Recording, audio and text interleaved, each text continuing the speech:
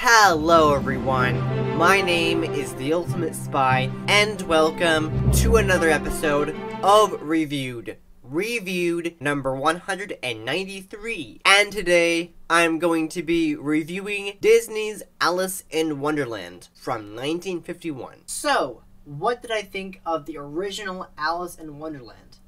Well, I honestly thought it was amazing. Honestly, this is the 50s we're talking about, and this era of Disney animation is so amazing, like really incredible. I hadn't seen it in a long time, and revisiting this movie, it's truly incredible.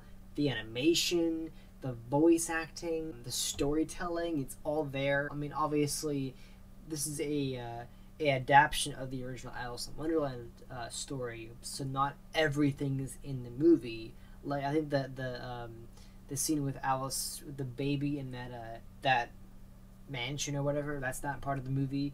But for the most part, it's, you know, almost all there.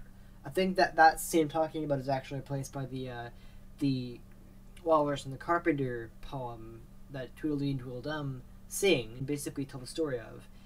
And yeah, it's honestly a great adaptation and one of the greatest, you know, original Disney films that ever came out. The 50s was really where things really took off and really set the stage for what, you know, for what Disney animation was.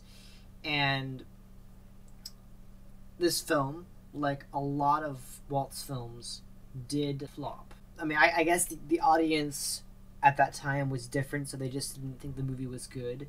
I don't know what happened, but like now everyone's, you know, just Disney movie. You know, we love Disney movies depending on what they are. But back then, the studio really struggled with their films, especially during, you know, the 40s and 50s, and I think even the 60s. Their films had, you know, they suffered a lot. Not everyone liked them enough. I don't know exactly what happened with that, but yes, it flopped, but it was still a commercial success apparently later on, and it became a cult classic and is considered one of the greatest Disney animated films of all time. Of many, of course. Like, you know, obviously we get a lot more really amazing ones, especially during the Renaissance period with the 90s films, starting with Little Mermaid. Like, that's where it all really took off long after Walt Disney had passed away, unfortunately. But with Alice in Wonderland, what really stood out to me is the storytelling of it, and the, you know, the animation sequences, how everything's hand drawn. It's like these old movies are why I love Disney animation so much. I mean, the new stuff we have is great. It's all computer animated, but like the original 2D hand drawn animation is incredible because it's all hand drawn. Like, for example, what really stood out to me was when Alice is crying for the first time, and like it's this you know, river of tears, and it's just incredible because that's all hand drawn.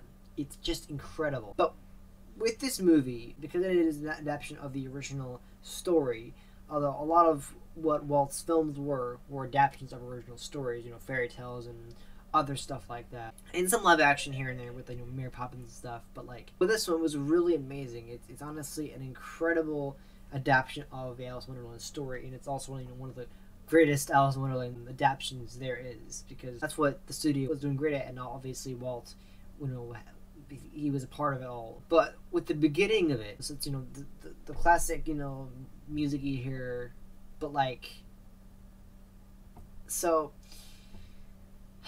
it starts, so it, you know, with a older woman. I thought she was the mother of Alice. Reading to Alice, obviously it's like a history thing. Apparently, and I looked it up, and apparently that's not her mother. That's her sister. Like, huh? Excuse me? Why? She doesn't look like her sister. She looks like her mother. She's old enough to be her mother. That doesn't make any sense. Like, apparently that's her sister. I mean, she probably is a much older sister by a couple of decades, but like, she looks like her mother. Like, I mean, I don't know how that could be. Like, there's no way that's her sister because she's way too old to be her sister. Although, again, that still can happen, but it's just, it's weird, you know. I really didn't expect it. And as for Alice's design, it's very unique, obviously, and, you know, it's, you know, you got the blonde hair. I think I think there have been multiple versions of the Alice in Wonderland story that have different hair colors, but it's mainly been blonde. It's one of the the first like animated adaptations of Alice in Wonderland, which is why that's what we're gonna kind of be used to is that version. I feel like with Disney Animation, when you look at Once Upon a Time, you always think of the Disney version. Whatever Walt Disney had adapted from that original story. And then you see like something like Once Upon a Time, and then you see like, oh, that's not supposed to be that way. Like she's supposed to have blonde hair. It's kind of like how in Once Upon a Time in Wonderland, she had brown hair. But in season 7, probably one of my least favorite season in Once Upon a Time, they have a Disney accurate version with the blonde hair. Obviously, Alice in Wonderland is a novel from a British author, which is why most of the characters talk with a British accent. Not every one of the characters do, but quite a few of them actually do, because it's a British tale. It's a by a British author. That's kind of like why it is. And also at the beginning of the film, we have Alice essentially describing Wonderland to Dinah, her cat, basically talking about things that wouldn't be and what things would and all that stuff. And she's basically describing Wonderland as if it's like foreshadowing what's going to happen, because all this crazy stuff happens, in Wonderland in terms of the things she sees, talking flowers, this forest that has, weird stuff in it. I'll get to that later. But, like, she's foreshadowing the events of the movie. Like, not a lot of films like that really do that. Like, foreshadow things. I mean, they do, but, like, I haven't really seen a lot of them that do. But, like, yeah, she definitely foreshadows the kinds of things she's going to experience in Wonderland. I mean, she was describing Wonderland after all, and it was apparently, all dream kind of thing, which is crazy, because it's like she's envisioning something that could happen, and she's apparently dreaming about it somehow. This doesn't make any sense, but like it's still, foreshadowing right there. It's a pretty ingenious way of telling a story for sure. Now, because the following film after this one, Peter Pan, came out after Alice in Wonderland, actually, the voice actor for Alice is played by the same actress who played Wendy in Peter Pan, the 1952 film. But chronologically, it would be the voice actress for Wendy would have been coming back from Alice in Wonderland. So it's like, because it came after Alice in Wonderland, so it would be the voice of Wendy voicing Alice, which is cool because like it's the exact same voice, same British voice, because she's British actress, and same amazing singing voice. Like, oh my goodness. I mean, a lot of Disney films, they have a completely different singing voice. I don't know why. It's just the way they. I guess that they don't think the actors who voice the characters can actually sing as good, as the characters should sound like. But I think in the early days, you did hear the actual actors singing, without actually having to get a new actress to sing, because that's what they would do in the Renaissance period. Was they would get a hold of their actor or actress to to have the singing parts. I don't know why, but that was part of the role. It didn't really make sense, but that's the way it is. And the same thing goes for the White Rabbit, actually. Same voice actor for Mr. Smee, or it kind of carries over from Mrs. B. Like, oh, you recognize it from Mr. Smee, and then you go to Alice in Wonderland, which came out after that. It's the same voice actor. I think he might have done a little bit of a different thing with his voice to make it distinct, but it's the exact same voice actor. It's one of those things you don't really think about until you really, pay attention to the voice. Like, oh my god, that's that character from that other movie. That's cool, It's cool, And what's interesting about Alice in Wonderland, because I hadn't seen it in a long time, the original at least, not the new ones. The new ones are a different story, because not everyone liked them. But I always imagined, it's probably because I had seen the remake, more recently. It's been a while since I've seen that one too.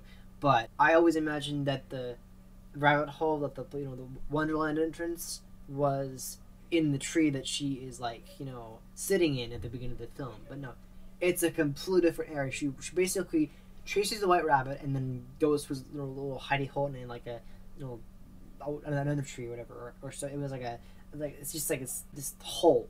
I always imagined that the rabbit hole, that the entrance to Wonderland would have been in the tree, because I'm pretty sure that was something they did in the remake, the Tim Burton one, that not everyone liked. I know the sequel got really bad reviews, but I haven't seen it yet. I do plan to do the remake next week, followed by the sequel, so look forward to that. But That's the kind of the why I like to do the original and then the remake for these reviews, because I can compare the two.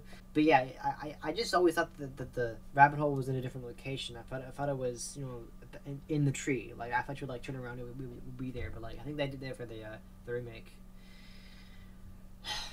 Sometimes it's been a while since I've seen movies, so I can't remember all these things. But still, it's interesting. You kind of forget things. And one thing about Alice that I loved is her dress. She has an amazing dress, but also it's quite useful because when she's falling down the rabbit hole, she uses her dress like a parachute. She doesn't realize that her dress is so big that she can use it as a parachute. She's falling. I don't know. And then it's like, oh, my dress is really poofy. It just it inflates and it's like a parachute. It's really cool, but yeah, still.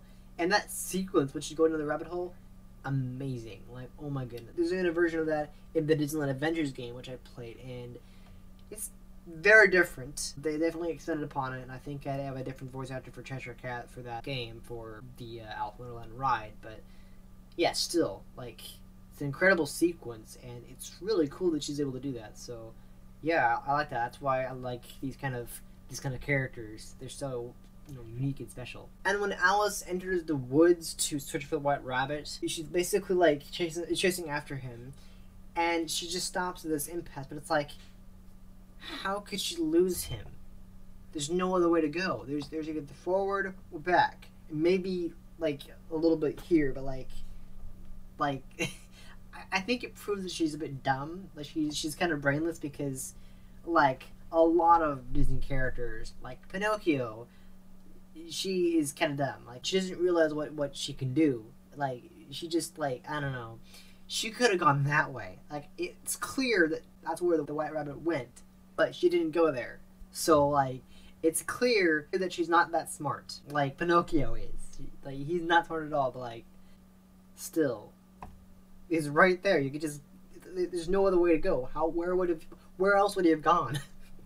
I don't know. It's weird. But then later on in the film, we have where she comes to the White Rabbit's house, and apparently he makes steaks for someone called Mary Ann. I don't know what that's about. And then he asks her to go up to go upstairs to search for his gloves. And then she goes up, and then early in the film, when she has the things the drink me bottle, which will shrink her, and then the eat me cookies that make her grow. She finds a little bowl that has these things in it, eat me. It's oh, don't mind if I do, but doesn't she realize what they do? Doesn't she remember what they do? They cause her to grow. Why would she eat them if she knows? Why would she eat them if she doesn't know what they do? She should know what they do. I don't know. Maybe it was the way that scene was written, but it's is she dumb? Because she knows what those do.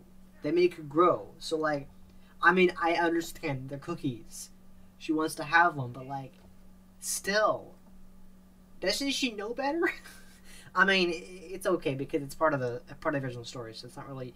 I don't think that was on Disney. I think a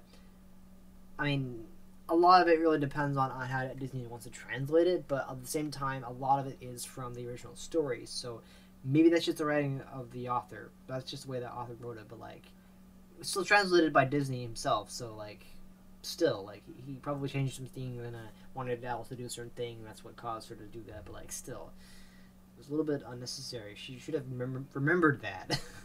I guess she's not very smart.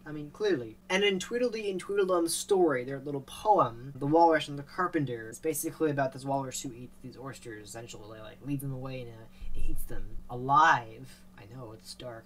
But the carpenter is human. The walrus is obviously a sea creature that wears clothes because cartoon logic. But then you have, the carpenter, who's a human, goes underwater, finds the oysters, and then he has some dialogue that he speaks, but it's how is he talking? And let alone how is he inhaling water? He's underwater. Why is he not doing that? I don't understand. That was just he's a human. Shouldn't he be not able to do that? Alice had that same problem a little bit, but it wasn't that much water. But still, doesn't make any sense. It's really weird. I can understand the walrus because he's, I can understand him able to go underwater because he's a walrus, and walruses are sea creatures. That makes sense. But yeah, I think a lot of these films of Walt Disney they didn't really make a lot of sense. You know, cartoon logic wise, they didn't really make a lot of sense. Plus, I think a lot of the choices that Disney made weren't very good in terms of just like story, in terms of like physics and stuff. Like, yeah, it's weird. But then later on in the film, with the Mad Hatter and the March Hare, the March Hare literally has a half cup of tea, like literally cuts this teacup in half and drinks it. You couldn't do that though. You couldn't drink half a cup of tea like that; it would spill out. But again, it's a cartoon, so what do you expect? It's a Disney Animation. I mean, it's not supposed to actually happen. It's plus it's Wonderland. Not everything. It's not real. It's not supposed to happen. Yeah, I mean, it's not real, but at the same time, it's still weird how it does that. But like, if you really think about it, it's not only a cartoon, but also it's Wonderland, and anything can happen in Wonderland. Even drinking out of a half cup of tea, literally, and have the physics just like, oh, I'm gonna stay here. You know, it's just like, it's weird. It's so weird. And like most animated films by Walt Disney, Alice in Wonderland has some dark moments, I will admit. I mean, sure that the wood scene when Alice goes into the deep woods, that's weird and dark, but like it's much darker when the walrus eats the oysters alive. I mean, I don't really see him eat them, but like still, I think that's what the early Disney films were famous for, was having really dark moments. Like, in this case, the walrus eating the oysters alive. Like, they're baby oysters and eats them alive. Like, oh my god. I mean, like, a lot of Disney films do the same thing where they kind of have dark moments and they're just, like, they're insane. Like, is this really a kid's movie? But at the same time, it's a cartoon. And at the same time, it's a Disney film. And, you know, Walt Disney had some creative choices with his films, very interesting ways of telling a story. A lot of them didn't really make sense. A lot of them were absolutely terrifying, like Pinocchio. But like, yeah, still very, very horrible. I mean, even Tweedledee and Tweedledum, before they even telling the story, they were crying about it because it was sad. It's like, yeah, that's horrible. A freaking walrus eating oysters alive. Oh my god! Plus, they're like, feed. It's like they know it's coming to them. That's like, oh my god. Now, one error I found in this movie actually is when Alice grows big as the monster in White Rabbit's house. There's a point where we can see her face, like she's peeking through the top floor, and it may be lighting, maybe just be the lighting because she's in a dark area, but her hair turns brown. Now, I believe in certain versions of Alice in Wonderland, her hair is brown, but in the Disney version, and I assume some of the other versions of the Alice in Wonderland story, her hair is blonde. Now, in that particular scene, her hair turns brown. It might be the lighting, but it might be a color error too. Like, I don't know how often it happens in Disney Animation, especially these earlier films, but like, she's supposed to have blonde hair, not brown hair, so it might just be the lighting issue. I think it was probably just the fact that her hair looked darker because she was in a dark setting, but I don't know how else to explain it. It might just be a color error. I don't know. And early at the beginning of the film, when Alice first starts singing, it's very lovely. She's got a great voice, especially in Peter Pan. Like, oh my god, it's amazing. But then later on, when she kind of does the talking flowers, they did their little song for reasons unknown. They just want to sing because they can. It's Disney. And they're singing beautifully, just absolutely beautifully. And then Alice jumps in. She just wants to sing because she wants to be involved. And then her singing voice is like drastically different. It's like much higher pitched. It may have been because she wanted to impress the flowers. I have no idea, but like still, like you can hear her voice from the from the beginning of the film. It's much different. It's much lower. It's almost like she's just singing with her regular voice. She's not like trying to go higher pitch, but like you could tell it's much higher, and she's like really trying to make her voice sound prettier and just like majestic and obviously trying to impress the flowers. But like you could tell her voice is higher, much higher than usual. Like what happened? I don't know. Still, it's still a very pretty voice, and that scene was still, even though it was just like a random song, it was still wonderful. Like, oh my god, that sequence, like what everyone's saying, great. I mean, Disney films like these are known for their songs. Every Disney film has a song, multiple songs at least. So yeah, but I'm not surprised that this one had it too. But like, still, it's just you expect.